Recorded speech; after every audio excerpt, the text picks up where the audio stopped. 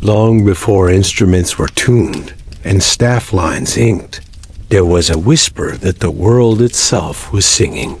A low thread braided through wind over stone, surf across caves, and the quiet hum between stars that do not look silent at all when you listen another way. And this is where the mystery begins, with a question about whether creation carries a hidden melody we have been forgetting to hear, calling us closer with every breath as if memory itself vibrates in the dark. Ancient thinkers tried to give shape to that intuition, describing a harmony placed in the bones of the cosmos, and Pythagoras taught that numbers could be heard if one paid attention to the lyre and to the spacing of planets. A music of the spheres, not as sound in air, but as ratios that expressed an order behind appearances.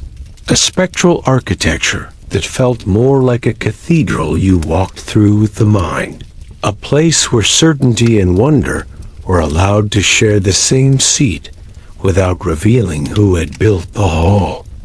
Plato imagined the universe guided by a spindle, whose rings sang their own aligned notes as they turned. And later philosophers called it musica mundana, the world music that shaped the soul, while in India it had an older name, Nada Brahma, the word that says the world is sound, that creation is not a sculpture but a tone still trembling, as if every atom is a string not yet at rest. And that hint flickers like a torch in a corridor of time that opens into more rooms than we knew existed. Myths were less interested in proof and in resonance, so they left us stories where song bends stone and tames beasts, where Orpheus softens the underworld with a melody woven from grief, where the first utterance cracks the shell of void and lets light spill. And in those images, something is transmitted about the power of patterned air, a power we keep rediscovering each time a chant rises in a temple and the walls answer back, as if masonry remembers better than we do. The earliest musicians may have been cave painters who found that the best images sit where echoes bloom, as if animals like bison were placed where the chamber amplified their imagined breath.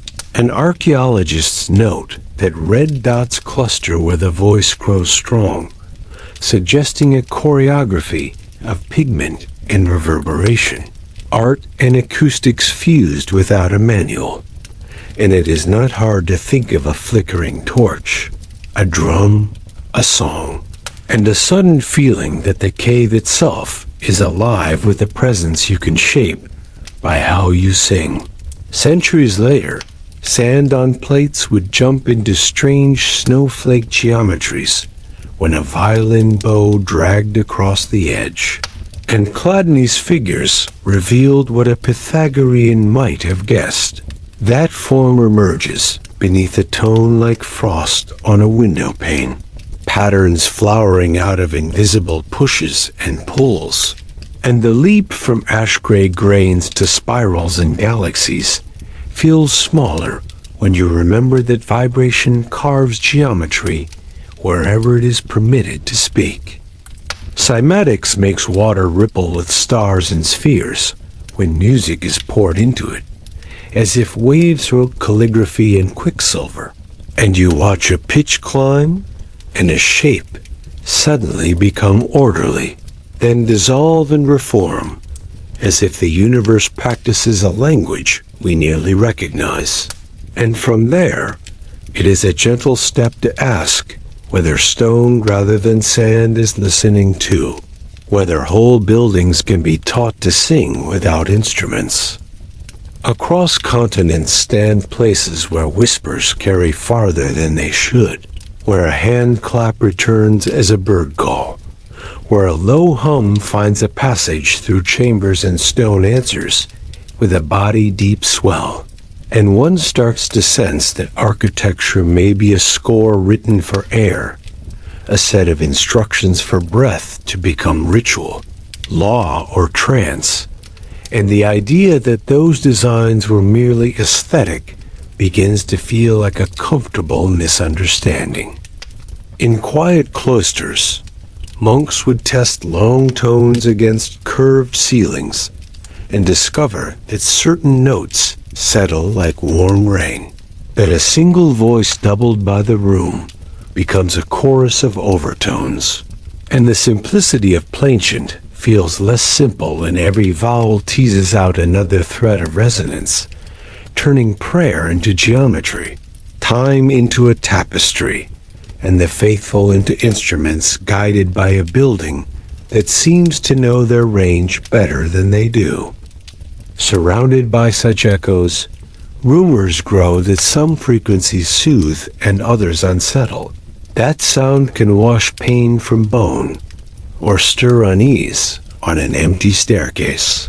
And there are stories of chambers tuned to focus the body's currents, of rituals that ride a single note until it opens.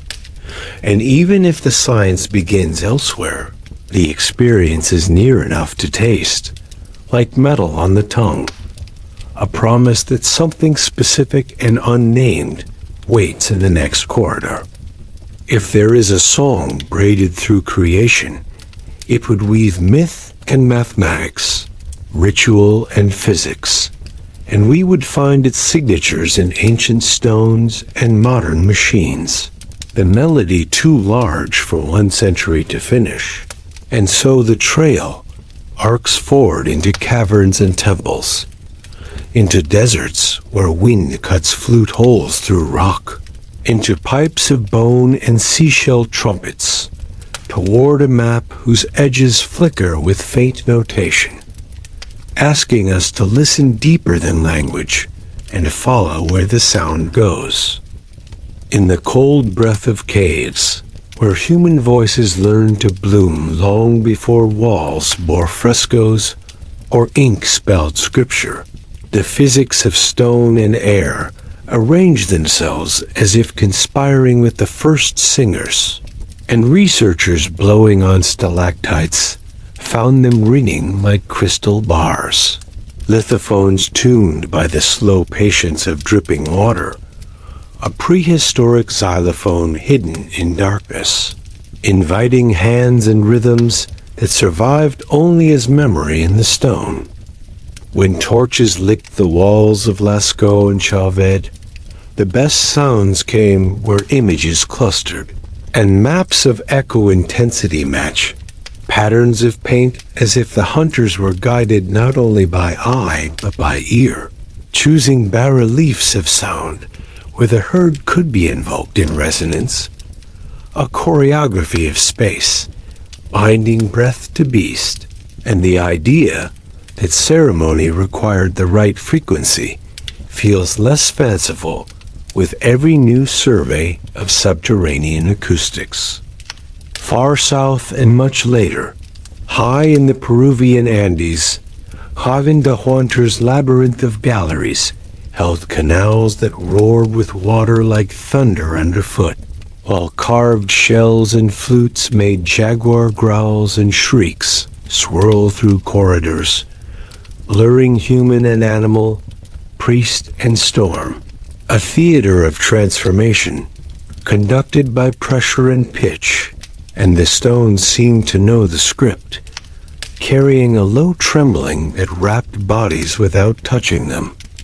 Across the sea, in Malta's Hypogeum of Cal Saflieni, the so-called oracle chamber answers a baritone tone with an enveloping resonance, reported around 110 Hz, a frequency that presses lightly on the belly and skull, a vibration that some say alters heart rhythms and brainwaves, whether by suggestion or physics still argued, and visitors describe voices turning into liquid in the dimness, a subjective language that science approaches cautiously but cannot fully quiet. In Ireland's Newgrange, the winter solstice pours a blade of light down a passage aligned with uncanny accuracy, And while eyes feast on the golden beam, ears report a certain fullness. Away long vowels hang in the chamber like incense. And if the musicologists suspect the mound's curving stones are not indifferent to sound, that rituals they were written as much for the ear as the eye, a seasonal score that returns when the sun remembers to play it. Stone circles scattered across moors seem silent until wind finds a gap or a drum calls a distant reply.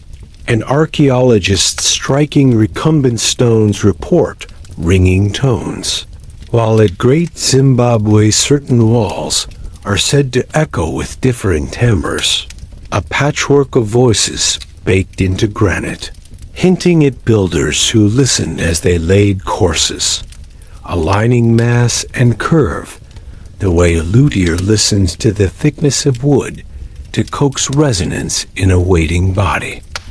In the canyons of the American Southwest, the ancient great houses of Chaco are linked by sight lines and perhaps by sound, with kiva chambers dome-shaped to collect murmurs into a center, and a foot drum on a wooden plank and send a thud out across the basin. A code, perhaps, or a ritual heartbeat.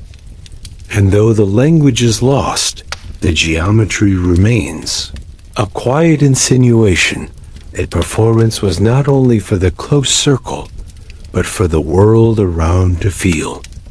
Move to the Yucatan, stand before the steps of El Castillo at Chichen Itza, clap your hands once, and a sharp chirp returns from the stairway, a note whose spectral fingerprint resembles the call of the quetzal, a sacred bird, and whether engineered or coincidental, the fit is eerie, a sonic mirror that turns applause into an omen, and not far away.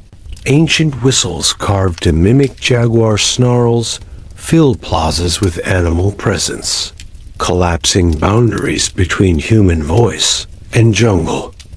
Elsewhere, the conch trumpet carries the sea inland, a low brazen call used across Mesoamerica, and the Andes, carved shells blown at sunrise and in war, and their tones feel like thresholds, a door opening into air itself, inviting processions to step through, and under vaulted skies, the sound travels farther than seems fair.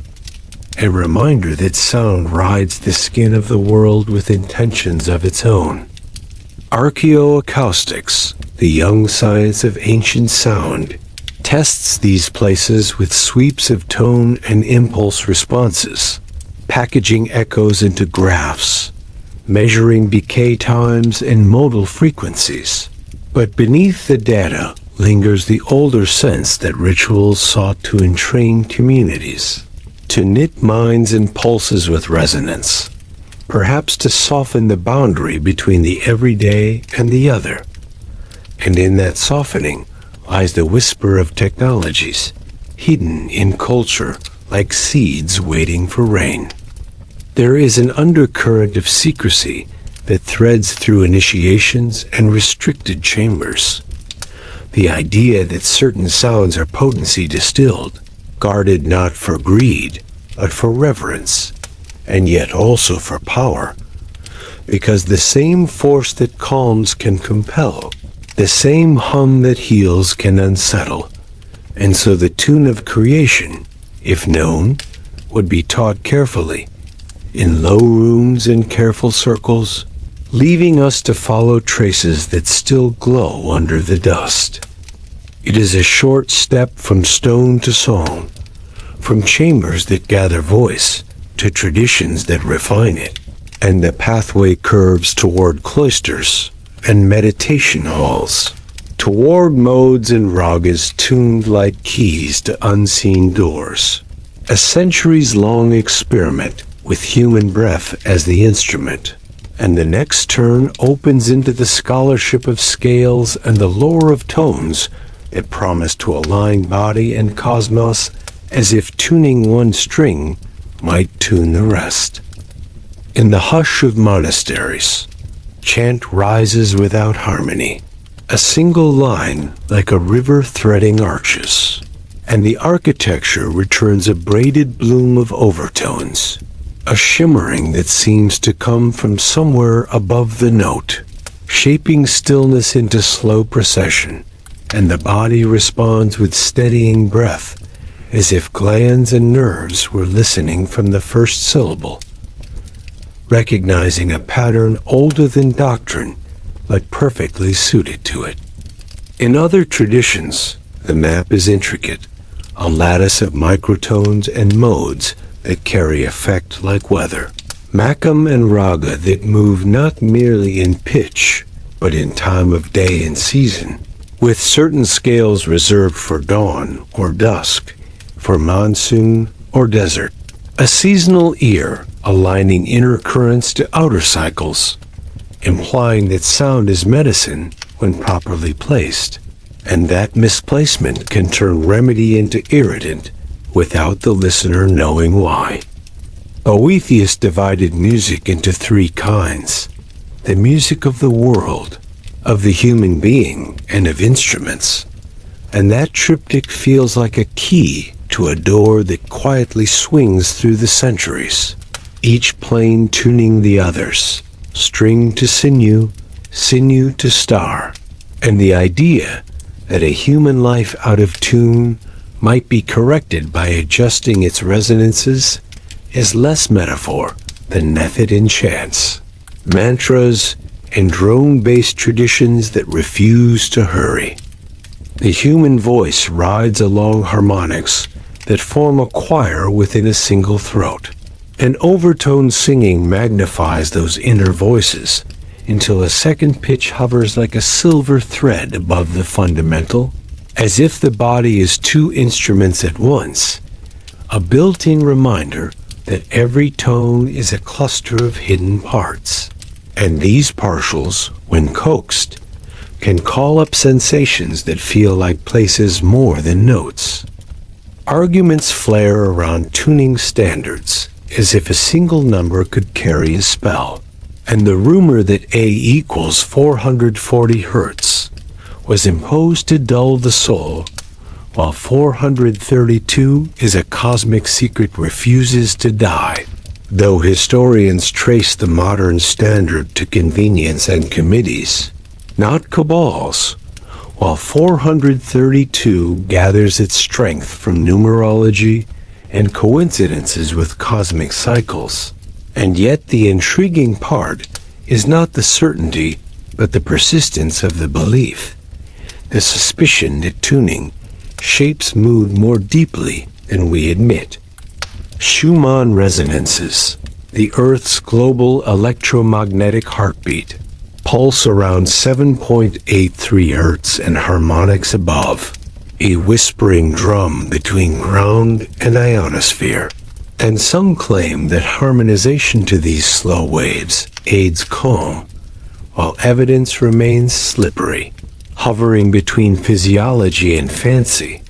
But even the fact of those standing waves situates us in a resonant cavity planet-wide, a womb-like shell where lightning writes constant percussion we do not hear with ears, but perhaps feel in other ways.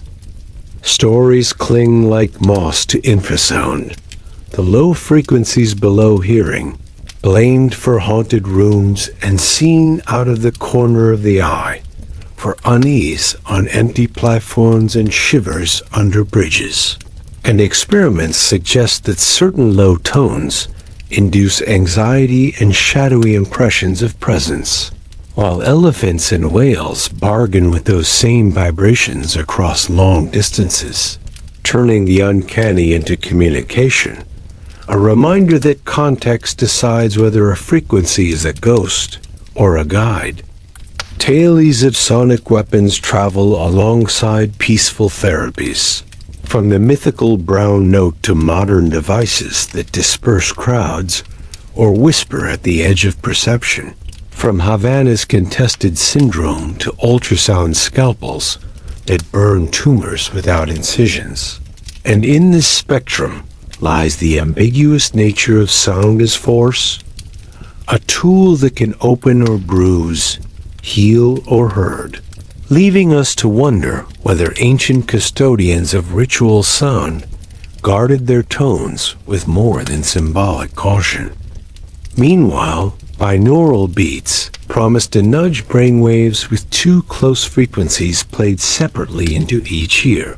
And though research finds mixed effects, the appetite for aligning mind with rhythm persists, a modern echo of older entrainments, and the idea that repetitive patterns of tone and breath can shepherd awareness into quieter fields survives because the body keeps answering, a steady yes drawn out over centuries. Under the skin, bones do carry vibration, the skull ferrying sound directly to the inner ear, and purring cats sit like warm engines on aching joints. A household miracle, with studies hinting at tissue growth stimulation around certain frequencies, while the heart measures time in muscular songs, and the gut orchestra plays its own secret repertoire, and the line between music as art and music as biology blurs until they seem to be the same continuum with different costumes. If we grant that sound shapes matter and mood beyond mere ornament, then the oldest stories about creation, as vibration read like notes taken during a dawn experiment, and as our instruments stretch from caves to observatories, the field of hearing widens, opening onto a sky that hums in low notes and staccato bursts, a score too large for lungs, but perfect for antennas that now translate storms of light into a new kind of listening. Kepler listened to planets with mathematics, finding commensurabilities in their speeds, and casting orbits as voices in a polyphony of motion. And though gravitational dynamics replaced the crystalline spheres, the intuition that the heavens carry rhythm remains, reborn in graphs that cluster like staves, and in sonifications that turn orbital resonances into arpeggios. A child might hum without understanding that she holds the choreography of worlds in her mouth. In the deep cosmic past, before atoms formed, sound waves rippled through plasma, pressure variations oscillating like drums, beaten by gravity and radiation in a delicate war. And those primordial acoustic peaks left fingerprints in the cosmic microwave background, a mottled afterglow that is both a picture and a fossil song. And by turning its patterns into audible sweeps, we sneak back into an era where the universe rang all at once, without lungs or larynx, but with a throat made of everything. Closer to home, our star quivers with modes that instruments called helioseismology can read, revealing the sun's interior by its surface tremble, the way a bell's tone reveals its shape, and the earth hums too. A deep microseism driven by ocean waves slapping continental shelves, a planet-sized instrument strummed by weather. And if you accelerate that hum into hearing, the line between geophysics and music becomes a soft blur you can step across. Between sky and crust, lightning stitches the Schumann cavities and sets standing waves flickering. Another planetary rhythm turned to number, and above the atmosphere, magnetospheres sing back to solar gusts, with chorus emissions that radio antennas translate into eerie whistles and whoops. Auroral soundscapes, like whales in the sky, and again the echo between oceans and space, feels less like metaphor than a structural rhyme. Pulsars sweep the void with clockwork beams, spinning corpses of stars, ticking with more stability than our finest watches. And when their radio pulses are sonified, they become percussion. Clicks, knocks, machine heartbeats that somehow carry the vertigo of scale, an industrial lullaby from the ruins of supernovas. And in that slash of sound lies a paradox. That ruin can be rhythmic, that collapse can become metronome. In the Perseus cluster, astronomers mapped waves in X-ray data and found a mode that, when scaled into human hearing, corresponds to a B-flat 57 octaves below middle C, a cosmic organ pipe droning beyond sense. As if the vacuum were not so empty after all, but a medium for catastrophically slow music. And while the translation is metaphor made audible, the image remains. A black hole as a singer of long notes stretched over eons.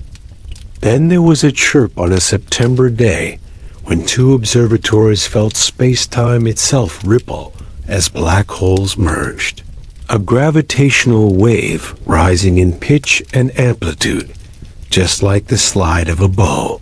And the little whoop, played back as sound, seemed almost friendly for something born of unimaginable violence, an accessible signature of invisible motion that made the universe feel less static, more like an instrument under tension.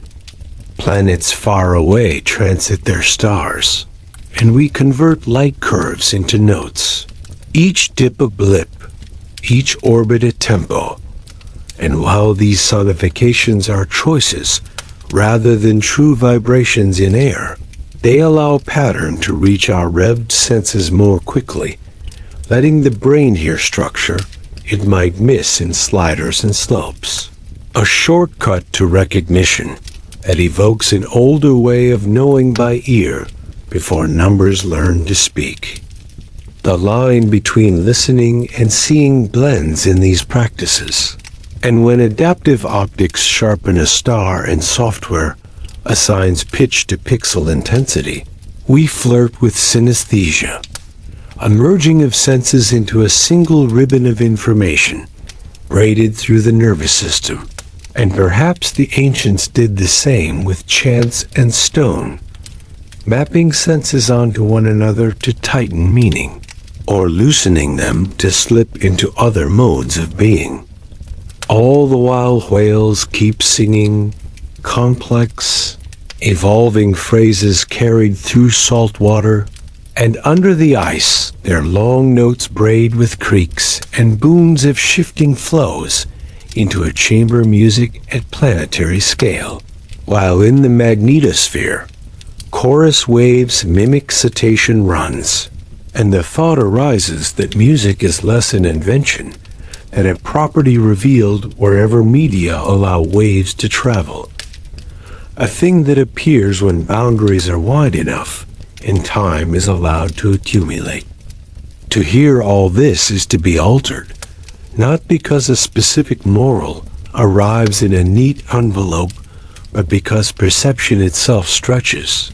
And when the ear imagines the B-flat of a cluster or the chirp of a space-time ripple, something about our sense of size and relation changes, which may be the point, the original use of sacred sound, not as answer, but as aperture. And through that opening the next questions come humming. At the edge where mathematics meets myth, architecture becomes an instrument whose strings are columns and domes, and the proportions whispered about as golden find echoes in vibrating plates and in spirals of planets and galaxies. A multi-scale rhyme that tempts the mind into more than coincidence. And builders long before electrical models seemed to coax certain sensations from stone by shape alone, as if small differences in curvature could tune the air like a lute. There are stories of quartz-laden temples that sing when struck by footsteps, of granite that feels alive underhand because its crystals flex with pressure, Piezoelectric whispers turn tactile, and in those moments, the line between superstition and subtle physics shivers like a heat mirage, demanding patience rather than proclamation, because the most delicate effects are the least theatrical, yet the most persuasive, to those who return again and again to the same spot to listen. Cymatics returns here like a patient tutor, showing how dusty geometries spring to order under pure tone, and one imagines a vessel of milk or oil in a shrine, vibrating with chant, throwing brief constellations onto walls before collapsing, a ritual science that needed no math to observe that pattern is a captive of frequency, that the right pitch invites symmetry to appear and the wrong one dissolves it. And behind that lesson lies a theory of change gentle enough for breath. At Göbekli Tepe, rings of carved pillars rose 12,000 years ago, like pages of a book left open to the wind. And while theories juggle feasts, ritual, and sky watching, the possibility that these enclosures stage sound is compelling, for ovals and enclosures carry voice into center. And if a human community learned to entrain itself with drums and drone in early dawn, then agriculture, myth, and law may have grown from the soil of shared tempo more than from the edge of flint. Songlines etch Australia with paths that are not only walked but sung, mapping waterholes and ridges with verses that both name and create, an ontology that makes sound an instrument of geography. And while satellite maps ignore melody, the body remembers the pace of hills and the cadence of wind. And this idea that a place is fully known only when its tune is learned hands us a way to revisit other landscapes that now lie mute on screens. Cathedrals take that impulse and turn it vertical, drawing eyes upward as low notes accumulate like fog in the nave, while higher harmonics sparkle in clerestories, a distribution of frequencies that teaches patience to those who stand still, and stained glass pulses with sunlight as if light itself were the fast cousin of sound, the two crisscrossing in perception, until color becomes auditioned by another name, and the entire structure is a score that plays whoever enters. Modern labs sit with precision what caves intuited, levitating droplets and beads with standing waves, trapping cells in nodes of ultrasound, sculpting matter into airy lattice with frequencies alone. And surgery rides focused sound to cauterize where hands cannot reach, a stark demonstration that vibration is not merely decorative. And if this is possible with crude equipment in a noisy room, one wonders what time and attention achieved in quiet stone rooms with 1,000 breaths as the engine. Physics leans back toward music, with string theories that treat particles as modes of vibration, while quantum fields ripple like invisible water. And the metaphor is not literal in all the ways we might wish, yet the family resemblance remains. Mathematics describing the world as excitations in underlying media, a sober cousin of myth's statement that the world is sound. And between those positions is a bridge sturdy enough to walk without arrogance and with curiosity intact. The conspiratorial thread returns to ask whether hidden custodians keep certain tunings for themselves, whether choirs of power use resonance to persuade and soothe, and history prefers mundane explanations, even as propaganda learns to saturate atmosphere with jingles and slogans, while sacred orders hold their tones in trust for reasons that blend reverence with discipline. And perhaps the deeper lesson is not suspicion, but literacy, to learn how sound moves us so as not to be moved unawares. In your room now the hum of distant traffic, the soft breath of an appliance, the slow tide of your own lungs joins 6 continents and 1,000 years into a small orchestra.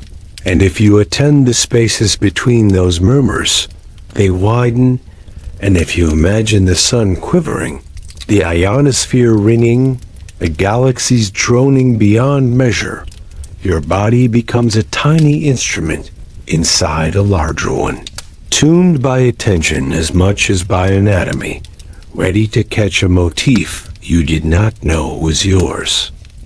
A song of the universe is not a single melody, but a woven field, a hush threaded with thunder, and what matters may not be finding the score, but learning to notice when a pattern passes close enough to touch.